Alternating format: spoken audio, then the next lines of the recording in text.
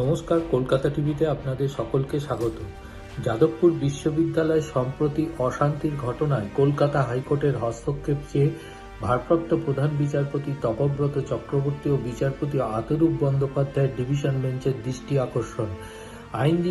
আইনজীবী ঋতঙ্কর দাস এদিন ভারপ্রাপ্ত প্রধান বিচারপতির দৃষ্টি আকর্ষণ করে জানান যে যাদবপুর বিশ্ববিদ্যালয় বহিরাগতদের প্রবেশ বন্ধ করতে 2025 সালে একটি মামলাও দায়ের হয়েছিল। তৎকালীন প্রধান বিচারপতি টি.এস. শিবজ্ঞামনের বেঞ্চে এই মামলাটি চলে এবং বিচারপতি বেশ কিছু জরুরি নির্দেশিকাও দিয়েছিলেন। মামলাটি প্রধান বিচারপতি বেঞ্চে বিচারাধীন রয়েছে। কয়েকদিন আগে বিশ্ববিদ্যালয়ের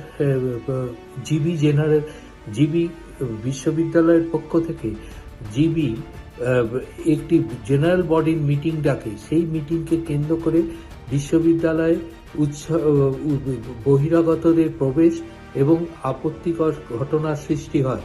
এই পরিস্থিতিতে কলকাতা হাইকোর্টের হস্তক্ষেপের প্রয়োজন এমনটাই দাবি করেছেন আবেদনকারীর আইনজীবী।